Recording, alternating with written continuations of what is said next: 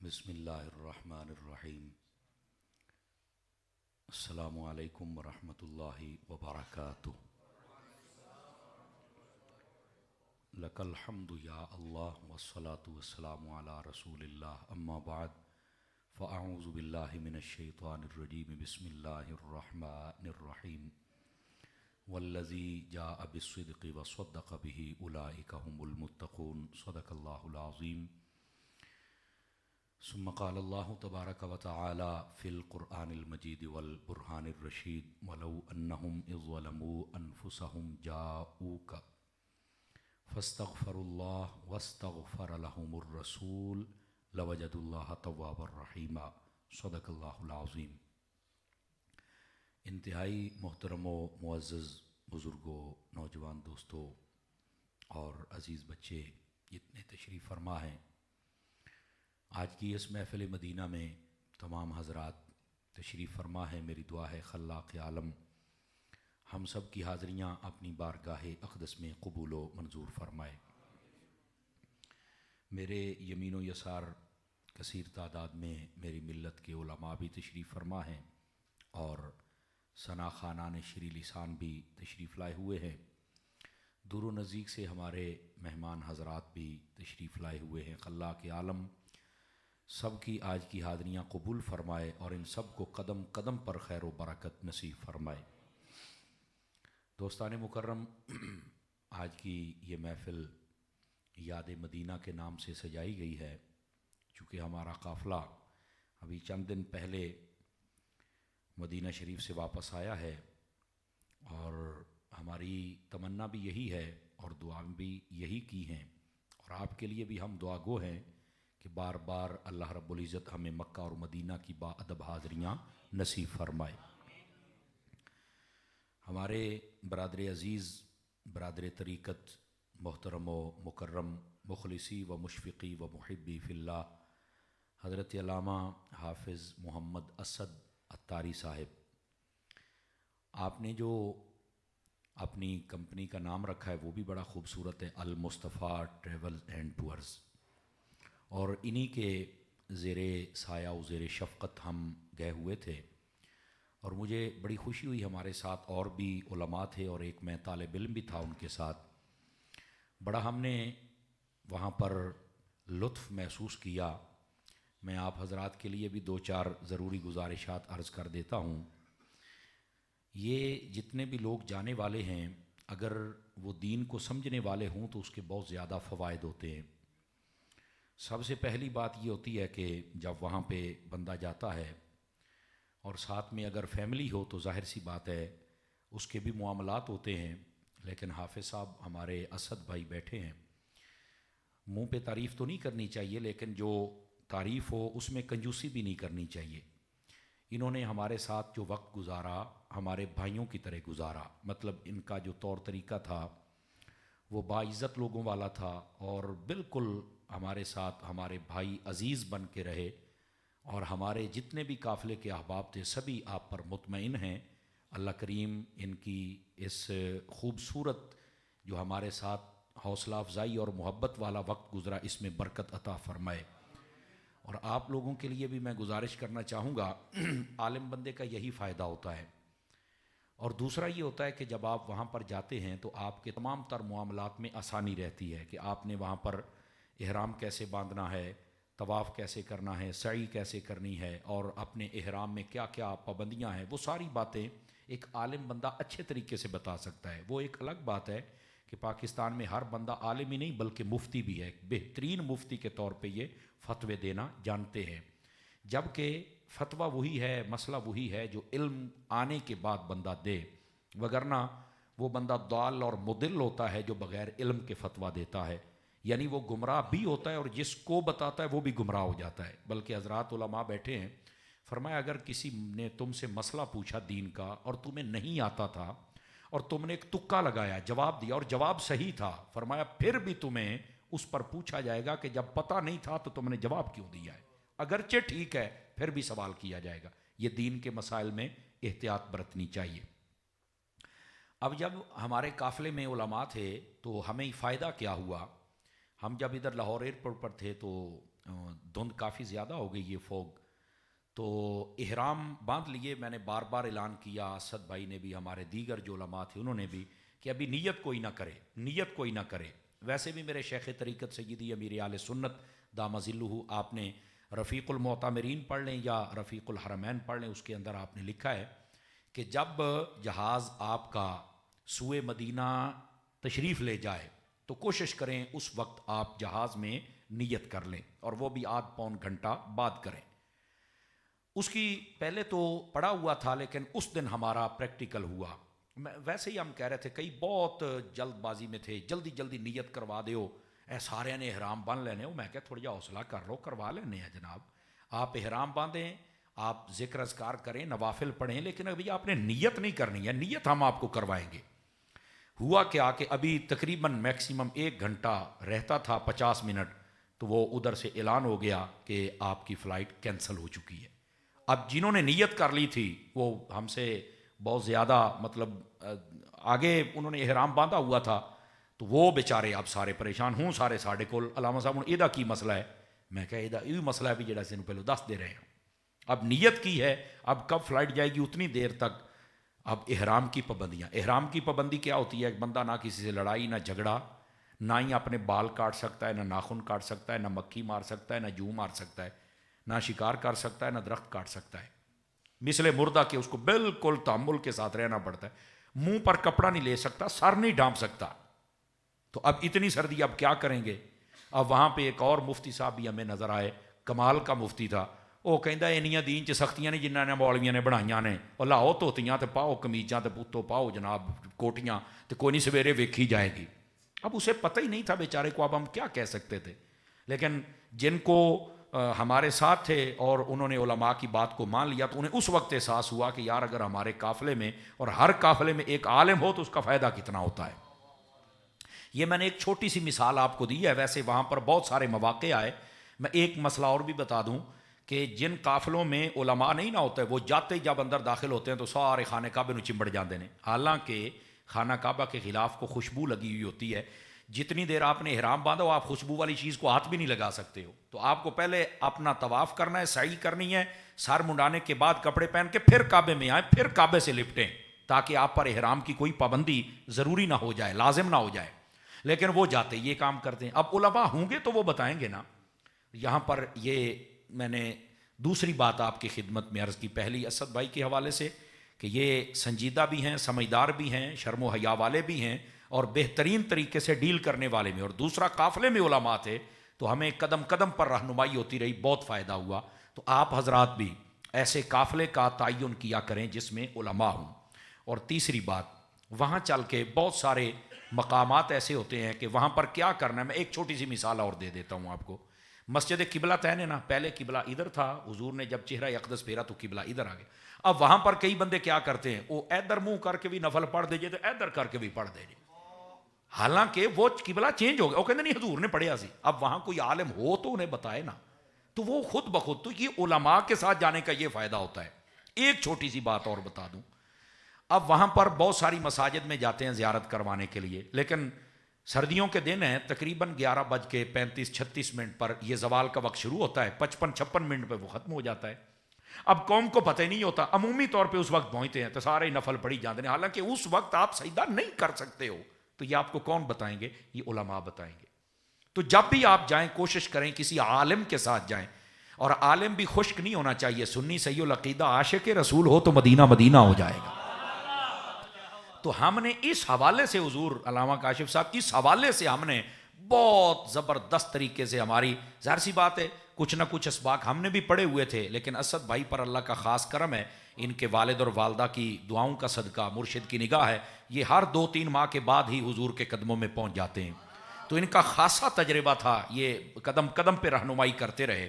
تو وہاں پہ ہم نے مطلب بڑا ذہن مطمئن ہوا کہ یار علماء کے ساتھ آنے کا یہ فائدہ ہوتا ہے. حالانکہ مجھے بھی 15واں سال ہے اس دین کی فیلڈ میں، لیکن اس کے باوجود اتنے علماء کے ساتھ جا کے میں نے بڑا لطف پایا.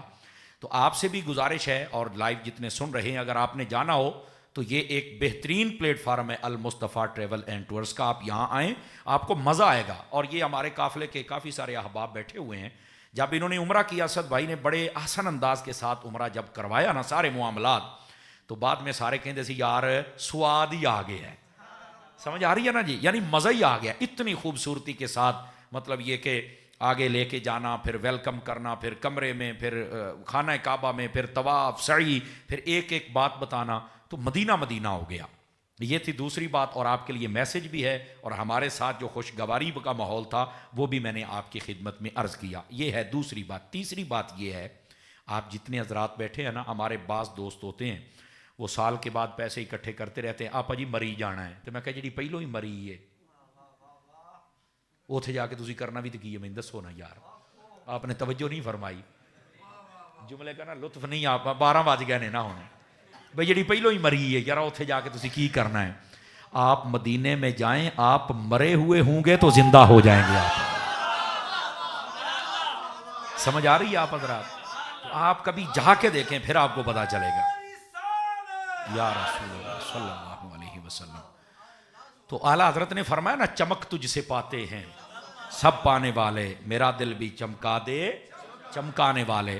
وہاں یقین کریں طلب تڑپ ہو نا تو چمک ہی جاتا ہے، یقین فرمائیے. اور میرا خیال ہے جس کو مانگنے کا ڈھنگ نہیں بھی نا، وہ تھوڑا جا سلاح بنا لوے تو سرکار چوڑیاں پار چھڑ دے جے، اللہ کے فضل سے عطا فرما دیتے ہیں. تو عرض کرنے کا مقصد یہ ہے کہ ادھر جو جانا ہے اور اتنا پیسہ اور ٹائم ویسٹ کرنا ہے، تو میرا خیال ہے اگر 2 ٹورز کے پیسے آپ اکٹھے کر لیں اے مریت جیندی آڑے، تو انشاءاللہ آپ مدینے پہنچ جائیں گے. جتنے آپ حضرات بیٹھے ہیں بالخصوص نوجوان ہیں، ہمیں موبائلوں کا بڑا شوق ہے کہ مہنگے سے مہنگا ہو. یہ جو 4-5 لاکھ والا موبائل لینا تو آپ 2.5 لاکھ نہ عمرہ نہ کر آئیے. آنکھوں کی یقین کریں روشنی مکمل ہو جائے گی. ساڈی پنجابی کہتے ہیں یہ ترسدیاں پئیاں نے، یہ ترسن مک جائے گی. آپ ایک مرتبہ مدینہ دیکھ آئیں، مکہ کو دیکھ آئیں. مکہ شریف خانہ کعبہ پر پہلی نگاہ پڑے، جو دعا کریں گے قبول ہو جائے گی. نبی پاک کے روضہ اقدس میں پہنچیں گے نا، میں آپ کو صحیح بتا رہا ہوں، جب سے ہم آئے ہیں نا تو ہمیں ابھی سوتے ہیں تو ہمیں محسوس ہوتا ہے کہ اٹھو بھائی ہوں حرم جانا ہے جی. وہ جدو اٹھ کے بوئے ال ویکھیدا بھی نہیں یار ہوں ایتھے آ گیا. لیکن وہاں پر اسد بھائی کی مجھے ایک بات بڑا اس نے حیران کیا اور بڑی مجھے یاد آتی ہے بار بار. کہنے لگے کہ ہم مدینے سے واپس جا رہے ہیں تو سرکار کی خدمت میں یہ کہہ کے جائیں کہ حضور اے ساڈے تھوڑے جے پیچھے کام نے او کرن چلے ہیں، ساڈا سامان ایتھے ہی پیا ہے تے اسی پھر واپس آنا ہے. یہ ایک بڑی عجیب بات مجھے محسوس ہوئی. میں نے کہا یار بڑی گہری بات کر گیا بندہ. تو ہونا بھی ایسے ہی چاہیے کہ حضور ہم جا رہے ہیں، ہمارا سکون بھی یہاں ہے، ہمارا سامان بھی یہاں ہے. تم نہیں چلتے رضا سارا تو سامان گیا. سمجھ آئی نا؟ تو ہمارا دل دماغ وہاں ہی ہونا چاہیے. تو اس لیے میں گزارش کروں گا کہ آپ تھوڑا تڑپ پیدا کریں، طلب پیدا کریں. تسی نا ایویں کو 15-20 ہزار روپیہ جوڑ کے ویکھو، انشاءاللہ آپ ہی کم. مجھے نا ایک بزرگ ملے، انہوں نے کہا جی میں ایک بابے نو سنیا، میرے بزرگ سن. میں آخیا میں مدینے جانا. انہیں آخیا تو اتنا کر بھی 20 ہزار روپیہ میرے کو پھڑ تو ساری برادری دس دے بھی میں اس سال مدینے جانا ہے. انہیں کہا میرے کو ہے ہی کوئی نہیں. انہیں آخیا تو نہ برادری نو دس کے نہ تو حضور نو آکھی بھی میں انہوں سارے نو دسی بیٹھا تو مینوں شرمندہ نہ کرے آ جائے. تو کہندا جی وہ تمہیں دے چھڈن کے سارا کچھ. وہ کہندا انج ہی ہویا ہے، 20 ہزار روپیہ میرے کو آیا تو میں ساری برادری نے دسیا بھی مینوں حضور نے سد لیا ہے. تو نال درود پڑھ کے روواں بھی صحیح بھی حضور ہے ہوں نہ میری ساری لجپالیاں تواڈے ہتھاں 'چ نے. کہہ رہے ایسا سبب پیدا ہو گیا کہ اللہ رب العزت نے مجھے عمرہ بھی کروا دیا اور میرے سارے معاملات بھی سیدھے ہو گئے. بس اوقات لوگ اس واسطے بھی نہیں جاتے پر غریب ہو جاؤں گے، یہ 2-2.5 لاکھ 5 لاکھ نال کی ہو جانا ہے. صاحب بار شریعت نے حج والے چیپٹر میں اس روایت کو لکھا ہے، فرمایا جو عمرہ کرتا ہے اللہ تعالیٰ اس کی غریبی کو ایسے دور کرتا ہے جیسے زنگ والے لوہے کو آگ کی بھٹی میں ڈالا جائے تو وہ اس کے زنگ کو نکال کے کھڑا کر دیتا ہے. فرمایا ایسے غریب کی غریبی دور کر کے مدینے والا امیر کر کے بھیج دیتا ہے. تو اس لیے آپ اپنے اندر تھوڑا طلب اور تڑپ پیدا کریں. یہ دنیاوی ٹور بعد میں کریں. سب سے بڑا خوبصورت مقام یا مکہ ہے یا مدینہ ہے، اسے پہلے دیکھ لیں، باقی مقام پھر اللہ کی رضا کی نیت سے آپ دیکھتے رہیں. یہ سیر کرنا منع نہیں ہے، سیرو فی الارض کے تحت آپ سیر کر سکتے ہیں، لیکن سیر کے بھی اصول ہیں. سیر جب کرنے جائیں تو وہاں نگاہ کی بھی حفاظت فرمائیں، کان کی بھی حفاظت فرمائیں، لوگوں کو تکلیف بھی نہ دیں، وہاں نماز بھی نہ چھوڑیں. یہ پابندیاں ہم نہیں دیکھتے بس سیر کرنی ہے. مولویاں دیاں تو گلاں نے میں تو سیر کرنی، میں کہ سیر کرنی ہو تو نال کچھ اور بھی ہے. سمجھ آ رہی ہے؟ سیر کریں لیکن اس کے لوازمات بھی پورے فرمائیں، تو آپ سیر بھی کر سکتے ہیں، منع نہیں ہے، لیکن کائنات کا سب سے بہترین منظر مدینے کا منظر ہے، مکے کا منظر ہے، ضرور اسے دیکھیں۔ جہاں تک بات رہ گئی صدیق اکبر کی، یہ ہمارے قافلے کے رفقا تشریف فرمائیں، ہم جب گئے نا غار ثور پر، تو ظاہر سی بات ہے یہ تقریباً 5500 فٹ کی بلندی پر ہے یہ غار، اور میں یہ سمجھتا ہوں 1400 سال میں اگر کوئی اوریجنل چیزوں میں سے چیز ہے تو وہ ایک غار بھی ہے، بالکل اوریجنل، ٹھیک ہے۔ وہاں پر جب ہم پہنچے 3-3.5 گھنٹے کا سفر طے کر کے، تو فجر کی نماز کا وقت ہو گیا، ہم اندر بیٹھے اور پھر اپنی ایک محفل مختصر کی ہم نے، تو اوتھے میں ایک جملہ بولیا، پتہ نہیں تانوں ہن کیندا لگے گا، میں کہا اے ابو بکر صدیق پہلوں تواڈے نال محبت سی پر اج عشق ہو گیا تواڈے نال، بھئی تسی کیویں ایتھے تشریف لے آئے تے کیویں حضور نو لے کے آئے، 1400 سال گزر گئے اور سیڑھیاں لوگوں نے بنا دی ہیں، کافی حد تک بنی ہوئی ہیں، لیکن اس وقت تو کچھ بھی نہیں تھا، غار کے راستے بھی نہیں پتہ تھے، آپ کیسے لے کے آئے اور کندھوں پر حضور کو اٹھا کے، یہ کیا تھا؟ بس سمجھ سے بات بالا تر ہے، جس کو یہ بات سمجھ میں آ جائے نا وہ صدیق اکبر سے محبت کرنا شروع کر دیتا ہے۔ اور پھر حضرت صدیق اکبر رضی اللہ تعالی عنہ، آپ جب اس غار میں پہنچے تھے، آپ کو پتہ ہے آپ نے پہلے غار کی صفائی کی تھی، اور اس کے بعد فرمایا حضور میں بھی آ گیا ہوں، آپ بھی تشریف لے آئیں، میں تہاڈا خادم ہاں۔ علماء نے یہاں ایک نکتہ لکھا ہے، فرماتے ہیں کہ اگر آپ چاہتے ہیں نا میرے دل میں حضور آ جائیں تو اس غار میں پہلے صدیق اکبر کو لے آ، یہ پہلے صفائی کر دیں گے تو پھر مصطفیٰ تشریف لے کے آئیں گے، یہ ایک نکتہ ہے، ہاں اس میں پہلے صدیق پاک کو لے آ، جیسے اس کو صاف کیا تو پھر حضور گئے، اینو صاف کر چھڑیا تو پھر حضور نے آنا جی۔ اور آپ دیکھیں پھر ہوا کہ آپ باہر کبوتری نے پہرا لگا دیا، وہ جو کبوتری تھا، یہ بڑے بڑے علماء نے یہ نکتہ لکھا ہے، فرماتے ہیں کہ وہی یہ شیخ محقق کو ہی پڑھ کے دیکھ لیں، وہ فرماتے ہیں وہی کبوتری، اس کی نسل کو یہ اعزاز دیا گیا کہ آپ نے میرے حبیب پر پہرا دیا ہے نا غار کے باہر، تو فرمایا مکے مدینے میں سدا رہو گے، یہاں پر وہی کبوتر ہے جس کی نسل ہے وہ، یہ علماء نے لکھا ہے، میں اپنی طرف سے نہیں کہہ رہا۔ تو مجھے پھر کہنے دیجئے نا محبت کی دنیا میں کہ جنہوں نے غار کے باہر پہرا دیا تھا وہ آج مزار کے باہر ہیں، اور جس نے اندر پہرا دیا تھا وہ مزار میں بھی اندر ہے، سمجھ آ رہی ہے نا جی؟ یہ ہیں حضرت صدیق پاک، تو ان کی شان سمجھنے کے لیے تو اتنا ہی کافی ہے نا۔ اللہ یا رسول اللہ صلی اللہ علیہ وسلم۔ تو یہ ہیں حضرت صدیق پاک، جنہوں نے غار کے باہر پہرا دیا وہ آج مزار کے باہر ہے، اور جنہوں نے غار کے اندر پہرا دیا وہ مزار میں ساتھ اندر ہے۔ تو میرے خیال بات تو ہمیں سمجھ آ جانی چاہیے حضرت صدیق پاک کی شان کی۔ اور یہیں پر ایک بات اور میں آپ کی خدمت میں عرض کروں، حضرت تائیدار صداقت رضی اللہ عنہ، یہ آپ نے یہ جتنے روافظ کی تفاسیریں آپ اٹھا کے دیکھ لیں، اس کے اندر یہ کمی جیسوں نے بھی اس کو لکھا ہے، جو بات عرض کر رہا ہوں۔ حضرت صدیق اکبر نے آقا کریم علیہ السلام کی خدمت میں عرض کی حضور اگر کافر ادھر سے آ جاتے ایسے غار کے منہ کی طرف تو ہم کدھر جاتے؟ غور سے سنیے گا اگر بات سمجھ آ جائے۔ نبی پاک علیہ السلام نے نا ایسے ہاتھ اٹھایا، ایسے دوسری طرف ایسے کر کے، تفاسیر میں لکھا ہوا ہے، گپ نہیں سنا رہا، ایسے ہاتھ اٹھایا نا تو فرمایا صدیق ہم ادھر چلے جاتے۔ حضرت صدیق اکبر کہتے ہیں خدا کی قسم پہاڑ پھٹ گیا اور بیچ میں سے سامنے مجھے دریا نظر آنے لگا، کشتی کھڑی تھی بالکل پہاڑ کے ساتھ لگی ہوئی، فرمایا او ادھروں آؤندے تے آپا کشتی چ بہ کے انج ٹر جانا۔ یہ ہے حضرت صدیق اکبر۔ اب یہ بات ہے کہ او یار کداں ہو سکدا، میں کہ ہن تینوں میں کداں دساں کداں ہو سکدا؟ اگر تو قرآن پڑھ لے تو حضرت آصف بن برخیہ اگر وہ بلقیس کا تخت آنکھ کا پلک جھپکنے سے پہلے لا سکتے ہیں تو مصطفیٰ جا نہیں سکتے ہیں؟ تو تمہیں سمجھنا چاہیے نا اس بات کو۔ تو آپ نے اشارہ کیا، فرمایا ادھروں آندے تو آپ انج ٹر جانا سی، یہ شان ہے۔ جب وہ سارے چلے گئے نا تو حضرت صدیق اکبر پر ایک پریشانی کی کیفیت تھی۔ آپ نے کہا حضور میں نے پانی پینا ہے۔ بس اوقات بہت بڑی چیز آئے نا، تسی دیکھو بندہ بس اوقات کوئی ایسا انہونی ہو جائے، ایکسیڈنٹ تو بندہ بچ جائے، بندہ کہتا ہے پانی پلائیں یار، حالانکہ وہ گڈی موٹر سائیکل تینوں پانی کتوں پلائیے، دکان تو دور ہے، لیکن وہ کہتا ہے میں نے پانی پینا ہے۔ صدیق اکبر نے کہا حضور میں تو پانی پینا ہے، مطلب وہ پریشان ہو گئے نا۔ اور وہاں تحزن کا لفظ ہے، تحزن، یہاں بعض کہتے ہیں صدیق پریشان ہو گیا، او میں کہا چھنکنے سن تو صحیح بھی تحزن دا معنی کی ہے، اس کا معنی تحزن کا معنی پریشان ہونا، علماء تمام نے لکھا ہے تحزن کا معنی پریشانی کا یہ ہے کہ دوسرے کی پریشانی بندے کے اوپر آئے. اپنی پریشانی کو خوف کہتے ہیں. آپ نے توجہ نہیں فرمائی. اپنی پریشانی کو خوف کہتے ہیں. جب دوسرے کی پریشانی ہو تو تحزن ہوتا ہے کہ آپ نہیں پریشان ہیں. صدیق اکبر کو اپنی تو تھی نہیں, اپنی پریشانی ہوندی تے سپ دے منہ چی اڈی دینی سی. اپنی پریشانی نہیں تھی بابا, پریشانی یہ تھی کہ حضور کو کچھ نہ ہو جائے. کیوں؟ فرمایا قیامت تک کوئی یہ نہ کہہ سکے کہ صدیق اگر حفاظت نہیں کر سکتے تھے تو گئے کیوں تھے. فرمایا جے میں آیا نا تو پہرا دین دا بھی حق ادا کر چھڑاں گا. سمجھ آ رہی ہے؟ تو یہ تحزن کا لفظ ہے, وہ پریشانی تو تھی ہی نبی پاک کی وجہ سے کہ حضور کو کچھ نہ ہو جائے. کہا یا رسول اللہ مجھے نا پانی پلائیے, میں پانی پینا ہے. نبی پاک نے ایسے دیکھا بھی غار چ بیٹھے, اچھا فرمایا یہ اس پریشانی میں ابھی ہے. آپ نے نا حضور نے بھی ایسے اشارہ کر دیا, یہ بھی تفاسیر میں لکھا ہو ایسے حضور نے فرمایا اے ایتھے پانی ہے, اتھ چل کے پی لے. آپ جب آگے بڑھے نا, آگے بڑھے تو وہاں ایک پیالہ تھا. کہتے جب میں نے پانی پیا پہلا گھٹ بھریا نا, انج دا پانی میٹھا ٹھنڈا خوشبودار, میں کروں میں تو غار دے وے حضور پانی کدھروں آیا ہے. حضور مسکرا پڑے.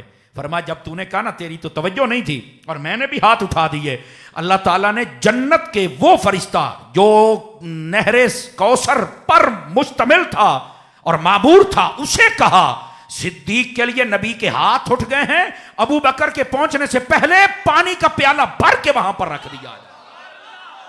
حضرت ابو بکر صدیق رونے لگ پڑے اور کہنے لگے میرے آقا اللہ کی بارگاہ میں میرا اتنا رتبہ ہے.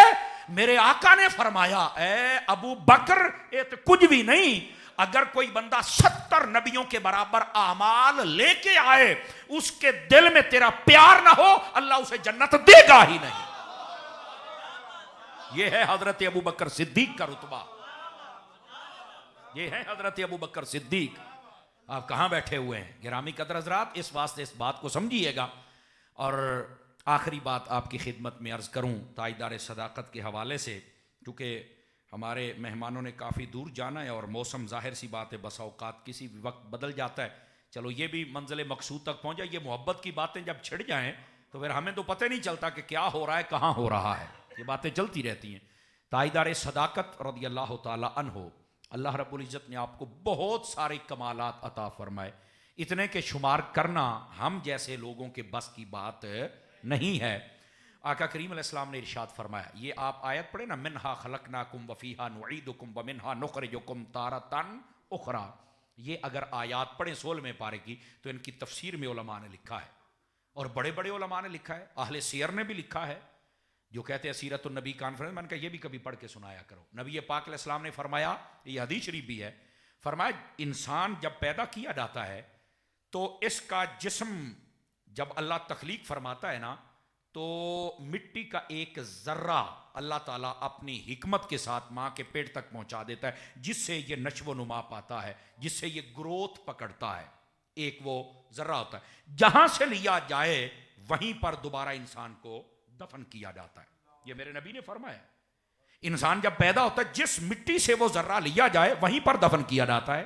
میرے نبی نے پتہ کیا فرمایا, فرمایا لوگوں میں اور میرا ابو بکر اور عمر ایک ہی جگہ سے ہماری مٹی کا ذرہ لیا گیا تھا, ایک ہی جگہ میں ہمیں دفن بھی کیا جائے. آج دیکھ لو جہاں میرے آقا ہیں وہیں پر حضرت ابو بکر بھی ہیں اور وہیں پر حضرت عمر بھی ہیں. تو یہ ان کا کمال کا ایک مقام اور رتبہ اور درجہ ہے. اور یہ عقیدے کی بات سن لیجئے, نبیوں کے بعد جتنی کائنات بشری ہے اس میں سب سے افضل و اعلیٰ حضرت ابو بکر صدیق کی ذات اقدس. یاد رکھ لی, افضل البشر بعد الانبیاء بالتحقیق ابی بکر الصدیق. اگر کوئی یہ ترتیب بدلنا چاہے سمجھ لیجئے کہ وہ بندہ سنی نہیں ہے. ترتیب یہی ہے, نبیوں کے بعد سب سے پہلا مقام, سب سے پہلا شان, سب سے افضل حضرت ابو بکر صدیق ہے, دوسرے نمبر پر فاروق اعظم, تیسرے پر عثمان غنی, چوتھے پر مولا علی, اس کے بعد پھر عشرہ مبشرہ, بدر والے, احد والے. یہ بعد کی ترتیب ہے. تو یہ 1400 سال سے علماء نے بیان کی, قرآن و حدیث میں ہے. اس کو اگر کوئی اب بدلنا چاہے تو اس کو چاہیے کہ پیچھے مڑ کے دیکھ لے کہیں اصل میں خطا تو نہیں ہو گئی. مجھے یہ کہنے کی کیا ضرورت پیش آئی. اہل سنت کے عقائد 1400 سال سے طے شدہ ہیں, آپ کو بدلنے کی ضرورت نہیں. امت میں فتنہ پیدا نہ کیجئے. یہ بعض لوگوں کو یہ مسئلہ, بعض کہتے ہیں میرا دل نہیں مانتا.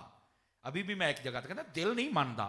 میں کہ تو دل کڈنا باہر تے میں شہادرے چوک چنو لتر پھیراں بھی 1400 سال تو سارے من گئے, تو کیوں نہیں مانتا؟ میں کہ مینوں دے, جے میں نہ ڈانگا نہ سیدھا کیتا تا گل تے کچھ نہ ہوئی. میں تماشا بنا, میرا دل نہیں مانتا, تو تاج کمپنی دا ہے. نویں سن لو جناب, توجہ ہے. اس واسطے میں تھوڑا سا یہ دواہی دینے کا بھی ماسٹر ہوں نا, اس لیے پھر وہ کہنا ہاں جی میں سمجھ آ گئی ہے, ڈرامے کرتے ہو یار, یہ کیا بات ہوئی. تو اس واسطے یہ رکھنے ڈالنے کی ضرورت نہیں ہے. اللہ کریم ہمارے اسد بھائی کو بھی برکت عطا فرمائے اور ان کے قافلے والوں کو بھی برکت دے. اور ہمارا ویسے جو تاریخیں تھی یہ بھی بڑی خاص تھی نا جی. نیو ایئر نائٹ حضور کے قدموں میں تھی. ادھر سے 12 بج رہے تھے اور تلاوت اور نعت, اور یہی نعت جب پڑھی نا, اب یہاں تو بندہ کیفیت جتنی بنانا چاہے بہت مشکل سے بنتی ہے, پر اتھے جدو آندا سی نا یہ عرض مدینہ کہاں میری ہستی, تے بندہ اونجی مر جاندہ سی, یار غلطی ہوئی نا جی. اور پھر یہ شعر تو میری تو جان نکال لیتا تھا, میں اس یقین سے زندہ ہوں آپ میرے ہیں. بس آئیے سارا ساڈا کچھ, اور کچھ بھی کوئی نہیں. خدا دی قسم ایہی سانو ایک چیز مرن نہیں جے دندی, میں اس یقین سے زندہ ہوں آپ میرے ہیں, میری حیاتی کا دار و مدار آپ سے ہے. تے آج جن علماء بیٹھن پوچھ کے ویکھ لو, آپ کسی وقت نہ بھی بولے نا تو میں برداشت کر لیتا ہوں. جدو مولوی چپ رہن تو مینوں بہت وٹ چڑھدا جی. اودی وجہ ہے یہ مولویاں دا ایک ایک سا حضور دا مکروز جے, اے روٹیاں جنیاں کھاندے جے حضور دے نام تے, انہاں دی عزت حضور دے نام تے, انہاں دیاں گڈیاں کوٹھیاں کوٹ بنگلے سب حضور دے نام تے, یہ پھر چپ بیٹھے رہندے نے. اس واسطے میں یہ ابھی نہ ناراض ہوں, یہ تو بہت بولے ہیں, تو میں بسا اوقات مولویاں نوں جڑ جاندا ہوناں, او حیا کرو تسی پہلوں بولیا کرو. بعض کہتے اوئی بندہ بہت تتا جے. میں کہ تتا نہیں, تانوں دسدا پیا تواڈے تے زیادہ قرضہ ہے. یہ میں آپ کو صحیح کہہ رہا ہوں, زیادہ قرضہ ہے یارا. خدا کی قسم ہماری تو ہر ایک ایک سانس, کیوں حضرات, ایک ایک سانس حضور کی محبت کی مقروض ہے. اسی تے کھاندے ہی انہاں دا نام دے پے ہاں, تو پھر اگر ہم ہی چپ رہیں گے تو پھر کون بولے گا. اس واسطے قوم کو بھی میسج دیا جائے نا کہ جب حضور کی بات آئے نا تو پتھر بھی بول پڑتے ہیں. یقین کریں, ابھی میں نے ایک جگہ روایت بیان کی, میں آپ کو بھی سنا دیتا ہوں. نبی پاک صلی اللہ علیہ وسلم, حضرت مولا مرتضیٰ فرماتے ہیں, ترمذی شریف میں ہے یہ روایت, باقی سیاہ میں اکثر جگہ پہ ہے, حضور اکرم علیہ السلام نے جب یہ اعلان نبوت نہیں کیا تھا نا, تو جب آپ مکے میں چلتے تھے تو کچھ پتھر تھے, جب حضور ان کے پاس جاتے تو وہ حضور پر درود و سلام پڑھا کرتے تھے. یہ حدیث ہے, گپ نہیں ہے بھائی جان. وہ جب پڑھتے تھے, حضرت صدیق اکبر کو پتہ چلا نا تو آپ نے ان پتھروں کو اٹھائے اور اپنے گھر لے آئے. اور اے آ جڑے تبلیغی جماعت والوں دی فضائل اعمال ہے نا, وہ بھی لکھے آ جے, حضرت ابو بکر صدیق کے گھر میں 2 پتھر تھے جو ہر وقت درود و سلام پڑھتے رہتے تھے. تو میں کیا یہ پتھر درود پڑھ دینے, تو تسی تو جمعے والا دن بھی نہیں پڑھتے میرا پوت, تو پھر پڑھیا کر میرا بچہ. نہیں توجہ, یہ انہاں بھی لکھے آ جے. پھر تسی کہندے ہو بھی مولوی ہاتھ تتا رکھدا ہے, ہن تانوں گل بھی نہ سمجھاواں یارا. تو یہ میں کہتا ہوں پتہ نہیں لوگ کی لکھ لیندے نے, انہوں سمجھ کھ دی نہیں پئی آوندی. یہ لکھا ہوا انہوں نے, کہتے حضرت ابو بکر صدیق کی شان دیکھیں. میں کیا واہ بھائی واہ, تو یہ لکھ لیا کہ حضرت ابو بکر صدیق کے گھر میں پتھر تھے جن جو حضور پہ درود پڑھتے تھے. میں کیا اگلی گل بھی لکھ, وہ چک کے لے آئے سن بھی تو درود پڑھ دے ہو, آ جاؤ.